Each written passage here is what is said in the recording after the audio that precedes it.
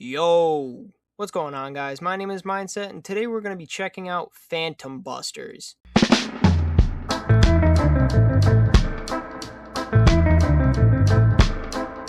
So our story starts off following a guy named Eugene Korikishi, and he's monologuing about how he doesn't believe in ghosts despite how much his grandma talked about it on his way to his first day of school. And on the way there, he runs into our second main character named Magari Shishikuno. And Magari is, for some reason, standing knee-deep in the ocean, screaming on his first day of school. So, like any normal person, Eugene's just gonna ignore him, because why would you talk to a guy like that? But as he's walking away, he notices it got quiet, so he turns around, and he's drowning. But everybody's ignoring it, so he rushes in to help. And after he pulls him from the water, this guy says the ocean's terrifying. If the ocean is terrifying, why are you in there? And while Magari's talking about how Mother Ocean is more like a stepmom trying to get insurance money, Eugene is thinking, what is wrong with this guy? And as if reading his mind, Magari says, you were thinking this guy can't swim, weren't you? And he says, that's not true. Something dragged me under. Scary, right? So he obviously asks, why were you swimming in the first place then? So he tells him that he grew up in the mountains and he just got really excited when he saw the ocean. And Eugene thinks, I should have ignored him. But Magari says that's only half the reason, because apparently ghosts have been appearing everywhere recently. And then they get the disgruntled local lore drop from a dude with a dog that is just going to town on his face. Pause. And you know, it's typical exposition like, hey, there's been people drowning here for a while. And while Magari's thinking, man, that's crazy, I almost just drowned too. And Eugene thinks, how terrible. But then they realize that they're late for the entrance ceremony, so they start booking it. And the entire way, Magari's trying to get to know Eugene, but he just doesn't care. But then the subject of ghosts comes back up, and Magari asks Eugene to show him around town. And Eugene just answers with a cold expression saying there's no such thing. But Magari just laughs it off and says of course a guy like him would say that. But anyway, they make it to the ceremony, and Magari says they should just try and slip in with the last group of people walking in, just for it to end up that everyone is sitting down staring at them as they walk in. And while Eugene is dealing with the crushing weight of social embarrassment, Magari has completely shut down because he's never been around anywhere with this many people. But anyway, Eugene gets up to the podium to give his speech, and we also get our first look at our other two main characters. So Eugene wraps up his speech and goes to sit down next to Magari. But then he notices that the keychain his grandmother left to him before she passed is gone. And he must have lost it when he went in to save Magari from drowning this morning, which, if he didn't already have a reason to not like Magari, he sure has one now. So after having the worst day ever, Eugene starts to head home. But on his way, Magari stops him saying, hey, just show me around another time. And that's when Eugene tells him to stop talking about ghosts because they don't exist. Unless, of course, he can prove it. But that's when Magari says he can't see them. So you're telling me, the guy that goes around hunting down ghosts can't even see them. Alright. So Eugene says then you can't prove anything and tells him to find someone else. But the next morning, Eugene regrets everything he said because he was just acting completely immature. I love when authors write characters not being immature, or at least realizing they're being immature. So after thinking about it, Eugene sets off to his next day of school when he finds Magari on the same beach as yesterday, completely soaked. And that's because Magari has been searching since last night to find his keychain. And Magari was also curious, so he asked him what it actually goes to. And Eugene just starts laughing because he spent all night looking for this without even knowing what it goes to. So Eugene decides to show him around anyway since he went through the trouble of looking for it. But as he's helping him out of the water, Eugene gets dragged in. And it's not that he slipped. Something is pulling his leg into the water. And Magari tells him to hang on because he doesn't know if he can save him if he gets dragged in. So Eugene, along with the rest of us, starts thinking, so you really don't know how to swim. And while that's happening, it cuts over to our blonde main character walking to school. And he ends up seeing a ghost. And he's thinking to himself how nothing good ever happens if he gets involved with them. So he keeps walking and eventually sees those two dealing with the ghost in the water. But unlike them, he can actually see it. But he decides he wants nothing to do with it. That is until it cuts back to Eugene screaming at him not to let go. just for Magari to sneeze and let him go anyway. So obviously deciding not to ignore it, he rushes over to go help the two. But when he asks him his name, he answers Kamakura Samurai. So of course Magari looks at him like, okay, thanks. But he wasn't saying that's his name, he's saying that's what's pulling on Eugene's leg. And after Magari accidentally touches his hand, Magari gets the same eyes that he has and sees a giant samurai trying to rip him into the ocean. And of course Magari's first reaction is, damn, that's a big ass ghost. And before our blonde protagonist has any time to be shocked he can see it, Magari cuts him off saying he can finally see now, and that he can't actually see them unless he borrows that power from someone else. I know Magari grew up in the mountains, but you should never be making that face while saying that sentence to someone you just met. But blonde protagonist is saying, yeah, you can see him, but you can't do anything about him. That's when Magari sticks out his tongue and shows off a tattoo in the center. So the ghost gets mad that they stopped him and he starts screaming, but none of them can actually understand what he's saying. So after telling them the dead have no right to bring the living down with them, Magari jumps up, and apparently, he eats them. No, I'm not kidding, he eats them. But the reason he eats ghosts is because he's an exorcist, and that's just how his power works. Which that has to taste absolutely vile. So anyway, they head back to school and they start getting dressed to get ready for the actual school day. And Magari starts explaining how he comes from a family of exorcists and he was sent to Kamakura in order to do some exorcist work. But the condition is that he has to prove he's ready to move on to actual work and he doesn't have to train in the mountains anymore. But Magari only took the deal so he could get out of the mountain. He has no intention of actually working. And he says as long as he does things here and there, they'll believe him. And Eugene thinks, this guy's an idiot. And while they're talking about how he should be able to live his life to the fullest while he's still in high school, he mentions how there was someone else while they were getting rid of the samurai spirit. And when we see the flashback, it turns out that the woman he saw there was actually Eugene's grandma trying to cheer them on. And by the way Magari described her, Eugene knew exactly who he was talking about. And that is how Magari hooked Eugene into following him into their new Ghostbuster club. Phantom Buster. They do in fact make a joke about this not being a copy, just an homage. So Magari starts talking about how they need to start rounding in more members that have the ability to perceive spirits because he can't do that on his own. So the way they're going to do that is start a club so they can gather all these guys together so he can do his exorcist work. There's the joke I was talking about earlier. And the first step in their plan of rounding these guys up is to try and find the blonde-haired protagonist that helped earlier. So our blonde-haired protagonist is named Kanzaki, and he's been dealing with seeing ghosts since he was a kid. In fact, he was even bullied because of it. And one day, while he's walking home, he sees a woman keeled over on the side of the road. So he goes to ask her if she's alright, just for her to look up, and it looks like she took a gruesome injury to the head. And after seeing that this person's obviously dead, Kanzaki runs home. And after he gets home, he runs straight to his room, which, I gotta say, I am kinda jealous of his room. That's a crazy manga collection he's got going on. So he starts monologuing about how ghosts are nothing like what they're portrayed as. And the worst part is, when these ghosts notice that you can see them, they start following you around everywhere. And when a kid his age is being followed around by a bunch of ghosts with horrific injuries, it's no wonder that he's messed up about it. And his only way to get away from this stuff is to read manga. So after the flashback, it cuts back to present day where he's telling them no, he doesn't want to join their club. So Magari goes on to explain again that he's in a family business of exorcising. And since Kanzaki's able to see them, he needs him to be with him on these exorcisms to help him exorcise these ghosts. Kanzaki says, got it, and I still don't want to do it. So Magari goes, okay, let me explain it one more time before Eugene tells him to just stop.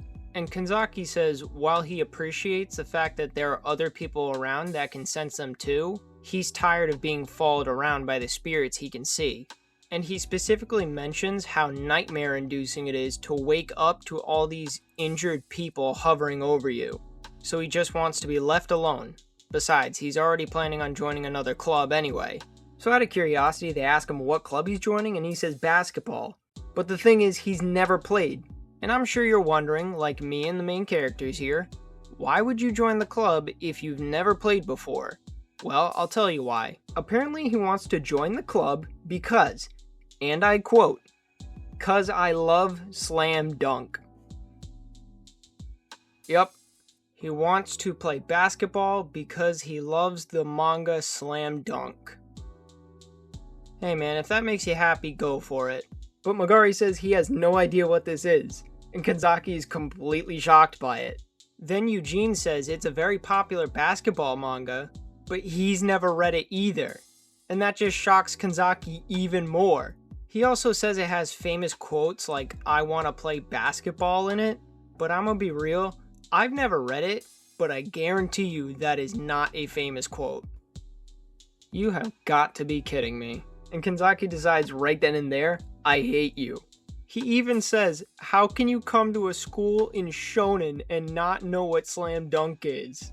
How has this poser not read this absolute masterpiece? I hate you so much. I would never expect this level of toxicity from a slam dunk fan. I can see it with the elitist One Piece fans, or the JJK fans that try to spoil everything, but I would never expect this from a sports manga fan. He even tells him, don't ever come near me again, and never read manga again. Dude, this guy is the worst type of manga fan. So after Kanzaki storms off, Eugene and Magari start talking about how they can get on his good side so they can get him to join the club. And to do that, they decide to go watch the Slam Dunk movie in theaters so they get to know him and what he likes. But the problem is, the only showing is in Ikebukuro, but they live in Kamakura, and you can tell by the little map back here that that's about an hour train ride. So as long as they book it and class ends a little early, they should be able to make it.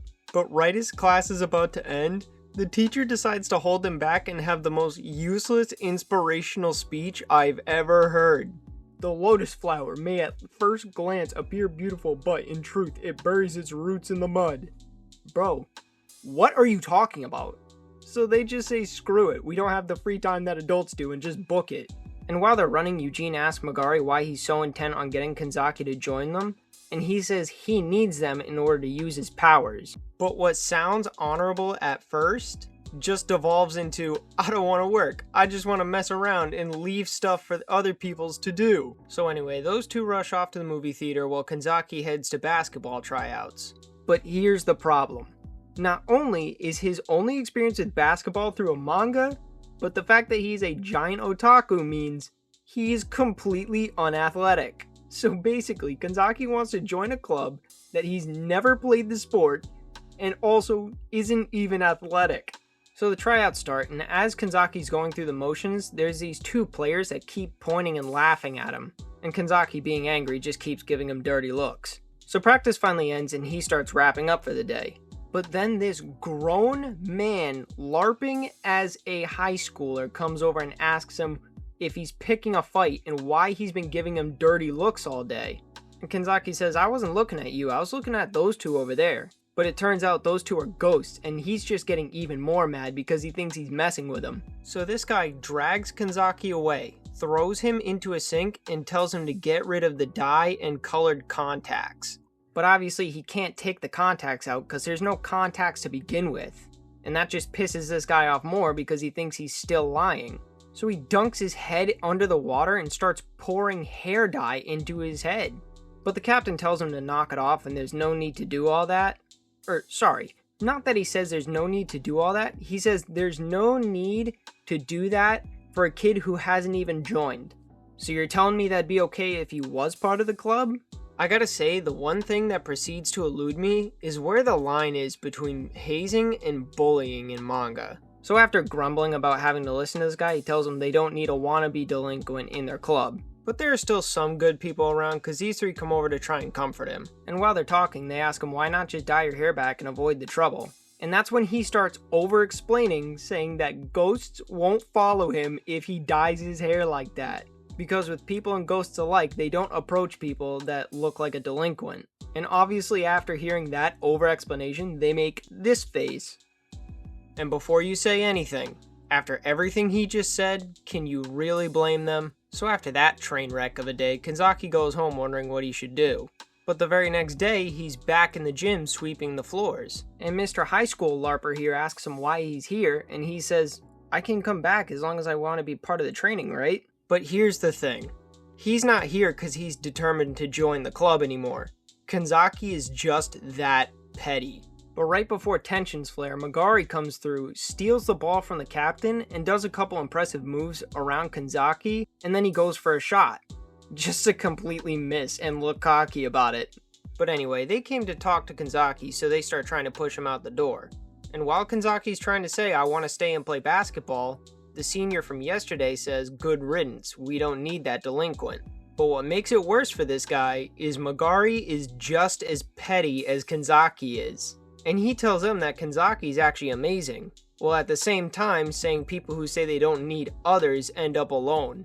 And after they're finally able to get a moment alone with him, they didn't actually want to talk to him about getting him to join the club, they just wanted to talk about how much they loved Slam Dunk the movie.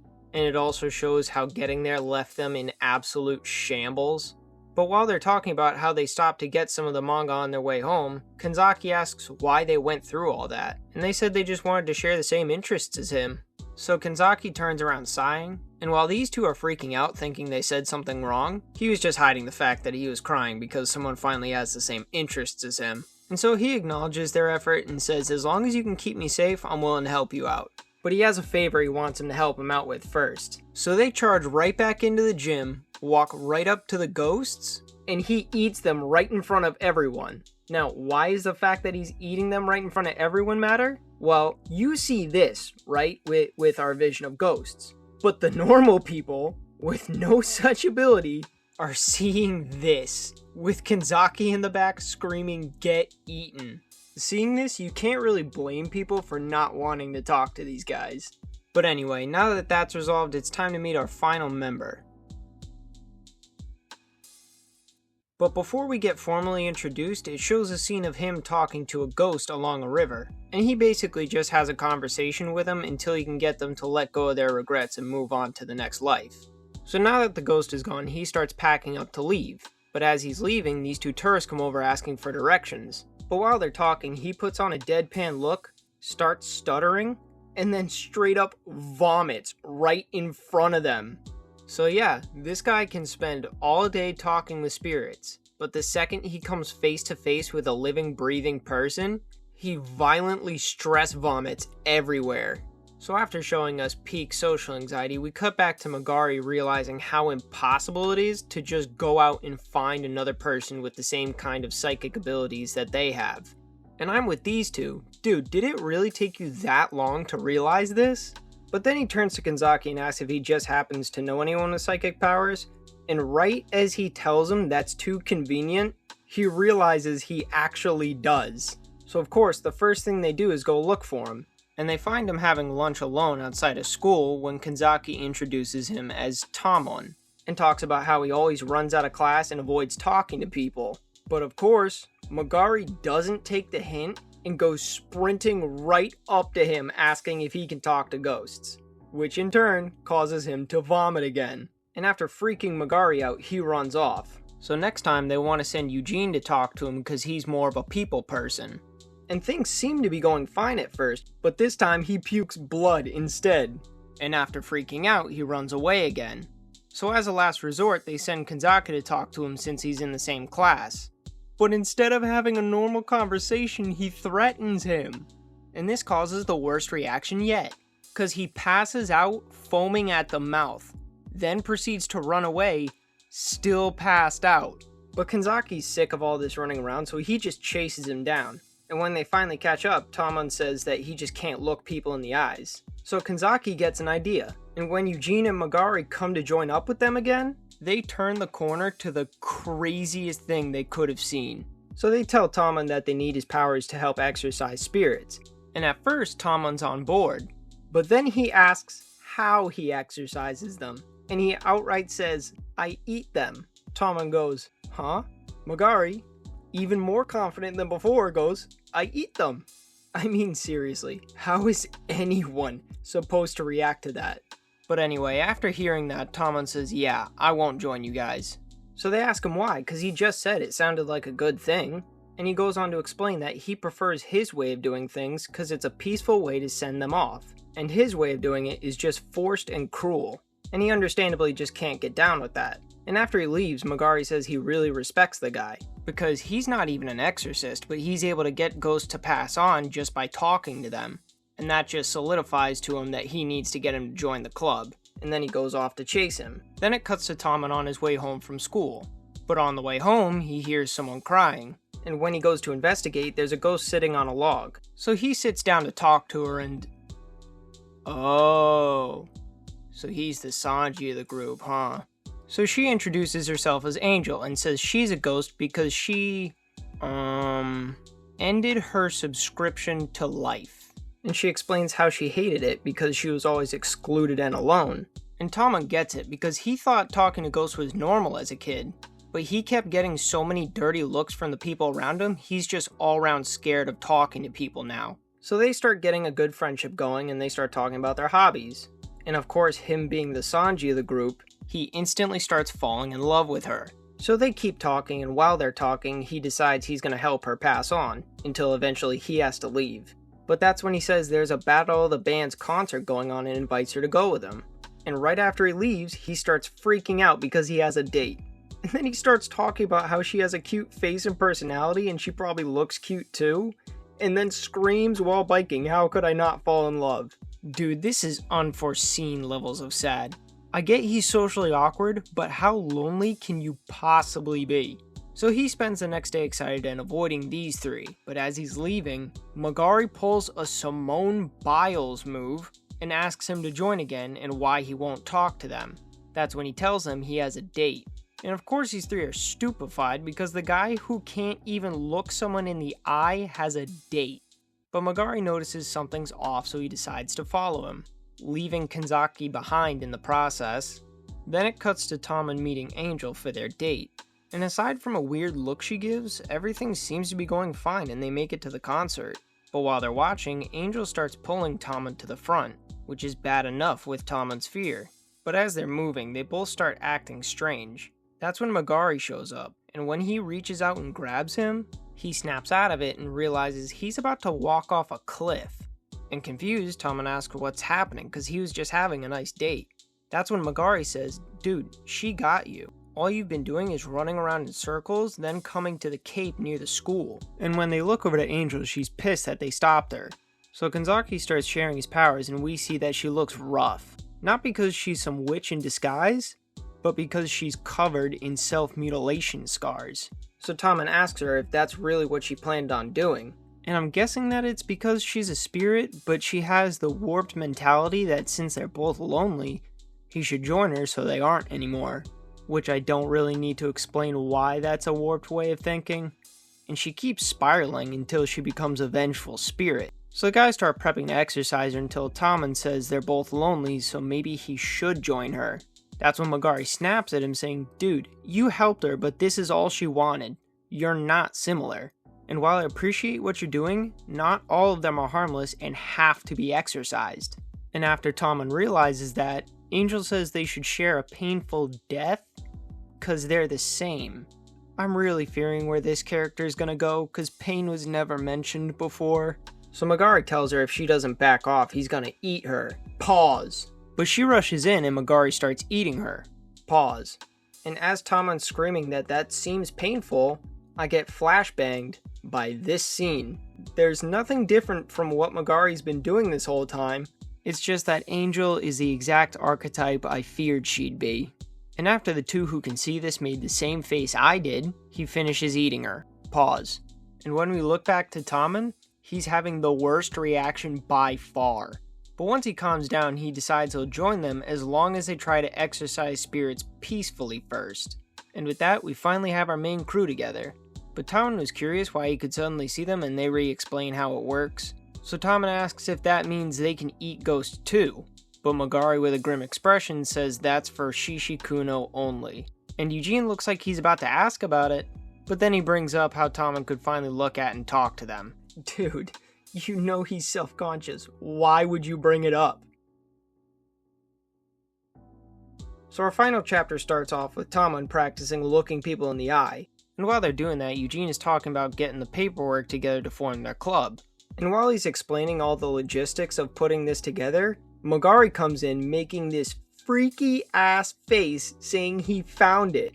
I'll be honest, dog, if you come into a room looking like that, I don't want to know what you found. But it turns out Magari actually found a club room they can use. And while they're confused how he found a room that fast, he says he found a room nobody wants to use. Because apparently anyone who used that room came out injured or sick. And because of that, it's been left empty for... Why can I never escape this joke? So Magari says it's gotta be a spirit, so they should just exorcise it and take the room. But when they go to check it out, it looks straight out of the Conjuring movies. And when they get in, they find a ghost girl in a kimono. And when she sees them, she gets excited because new students showed up, just for them to slam the door. So they go in to introduce themselves, and she starts asking a whole lot of questions. And then she introduces herself as Otohime. And after hearing her name, they're able to figure out that she's probably from way back in the Middle Ages of Japan, which makes her about 690, that number is 100% intentional, to 840 years old. So she goes on to explain that her father died of an illness, and then she fell into depression and died the same way, and she's just been stuck here ever since. And what's worse, she's bound to the room. She can't even leave. So they ask her why she's been harming everyone that comes in, but she says she was just excited. So after hearing her story, they decide to help her to pass on. So they ask her what her desire is so they can help. Except Magari, he's just in it for the room. She says she wants to put on a schoolgirl uniform and just see Kamakura. And most of all, she wants to go to the sea, which hits Magari especially hard because he was the same way when he left home. So they start thinking on how to do it, and the only way is to have her possess someone. But the trick is, only someone with psychic powers can get possessed. Which of course Tamon immediately volunteers, but she freaks and says no way, I don't want to possess a hairy body. Eugene's out because he has no powers, and Magari just doesn't care, which leaves us with Kanzaki. And what do you think follows? Yep, another flashbang image. And after Eugene freaks out, finally getting his own flashbang image, we find out that when someone with psychic powers is possessed, both of their consciousness is still present, so they can both talk at the same time. It just looks like someone talking to the voices in their head.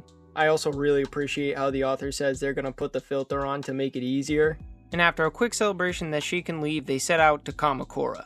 But don't forget, the filter applies to us readers, so while they're celebrating, everybody else sees this. So they hit the town, going around getting a bunch of different ice creams and types of food that she's always wanted to try, and then they start visiting all the locations she wants to see. But they can't see any temples because of the whole spirit possession thing. So after a bit more exploring, they finally hit the ocean. But while she's enjoying her time there, Magari mentions how he could eat food for hours, but ghosts taste horrendous.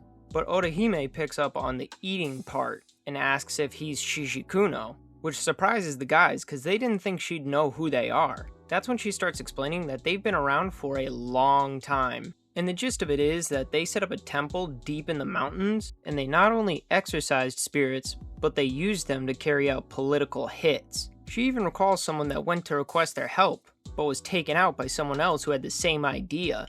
And she believes that even her father got sick from getting caught in the power struggle. So of course the guys start freaking out and ask Magari if that's true. And he says it's probably true, but not only does he not do that, he actually hates the way they do things, and he just wants to live life his own way helping people. So after hearing that and being glad he's different from the clan she remembers, she gives her final thanks and passes on, which causes Kanzaki to collapse because apparently being possessed drains your energy. So Tamon and Eugene go to help Kanzaki, but Magari just sits there making a grim expression. But they snap him out of it saying, dude, we have to get him back to school, are you coming or what?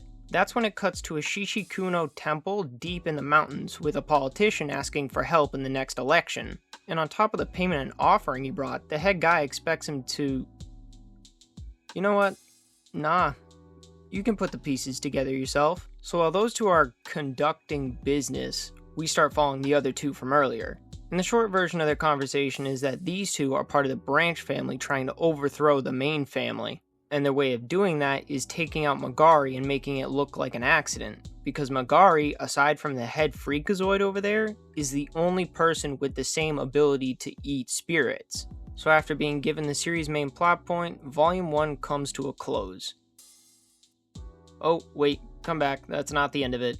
Apparently, while they were helping Orihime, they forgot Kanzaki's clothes in the classroom, so he's stuck like that till Monday. Okay, now the volume comes to a close.